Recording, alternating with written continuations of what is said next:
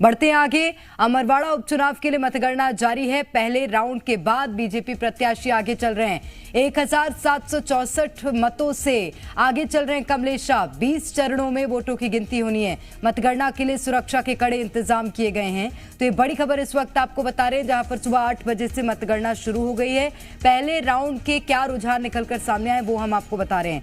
1764 वोटों से कमलेश शाह आगे चल रहे हैं। 20 चरणों में वोटों की गिनती होनी है। मतगणना के लिए सुरक्षा के कड़े इंतजाम किए गए हैं और अनाउंसमेंट के जरिए ही पहले राउंड के क्या रुझान है, हर राउंड के रुझान सुने जा सकते हैं। तो अनाउंसमेंट समय समय पर होगा, लेकिन पहले राउंड का अभी तक रुझान सामने आया। अभी कुल 19 राउंड बचे हैं जिसका रुझान निकलकर सामने आना है। तो कमलेश शाह अभी आगे चल रहे हैं, भारतीय जनता पार्टी के प्रत्याशी हैं। आकाश द्विवेदी हमारे साथ सीधे भोपाल से जुड़ गए हैं। आकाश, पहले राउंड का रुझान सामने आ गया है और 1764 मतों से कमलेश शाह ने लीड बनाई हुई है।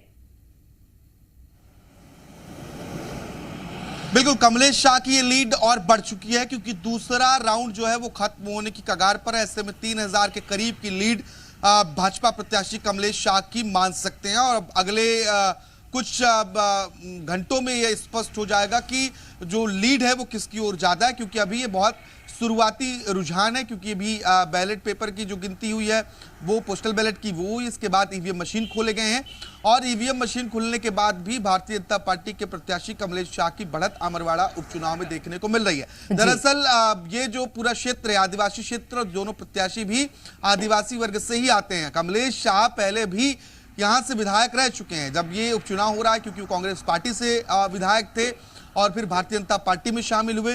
तो कमलेश शाह का प्रभाव जो है वो बेहतर माना ही जाएगा। लेकिन कांग्रेस पार्टी ने धीरेन्द्र शाह इनवाती को प्रत्याशी बनाया है और ऐसे में इनका परफॉर्मेंस कैसा रहता है यह भी देखना महत्वपूर्ण होगा, क्योंकि दोनों प्रत्याशी वोटिंग के वक्त तक जीत का दावा कर रहे थे, लेकिन आज परिणामों का दिन है। तो अब धीरे धीरे जो तस्वीरें हैं ठीक है, निश्चित रूप से, और ये आने वाले परिणाम ही बताएंगे कि आगे किसका मुकाबला किस तरह का निकलकर सामने आता है। आकाश, आप बने रहिए हमारे साथ और जानकारी लेंगे आपसे।